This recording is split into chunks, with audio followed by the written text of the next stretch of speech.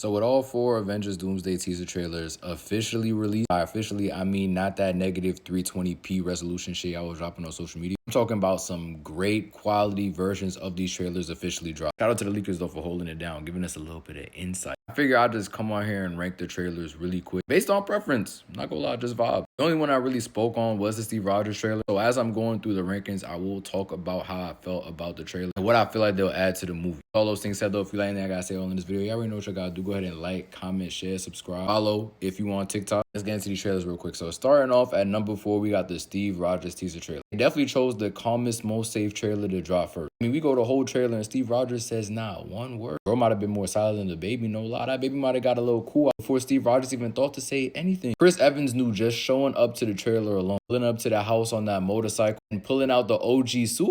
Kevin Feige and Marvel knew that that was enough to bring in multiple million views on this first teaser trailer. That's all they needed for real. My son is just emanating pure aura in this trailer. But ultimately, it did not really land for me at all. It was a cool trailer, don't get me wrong. It was nice to see what Steve Rogers has gotten into since leaving to go ahead and do Lord knows what he ended up doing by the end of Endgame. Good to see he's with child. I guess reminiscent on the glory days of pulling out the suit. And ultimately, I think this is a marketing strategy from Marvel. Having Steve Rogers pull out the suit, getting us to think, oh shit, we gonna have 2 Captain Americas in this Avengers Doomsday movie. Ultimately, I think he's gonna save the suit for Secret Wars. But W marketed on their part. Ultimately, though, like I said, the trailer just did not land. But I am looking forward to seeing Steve Rogers in this Doomsday movie. Coming in at 3rd place, I gotta go with the trailer directly after the one before. And that's the Thor trailer. Now, look, when this trailer first dropped, I didn't really care for it too much. But after rewatching all the trailers before making this video, I can't lie. This teaser means something to me. I don't know, the way Thor is talking in this trailer, the tone of his voice, the subject matter on which he's speaking, talking about, I got somebody to fight for now. I'm trying to be a dad going forward, all father, but I have one more fight that I have to participate in. All I ask is that you return me safe and sound to my daughter. Like, he got purpose. This is the Thor I was looking for in Ragnarok, in Love and Thunder specifically. I don't know where bro went in Love and Thunder. Jesus Christ, that was a whole different character in that movie. Literally just never let Taika Waititi cook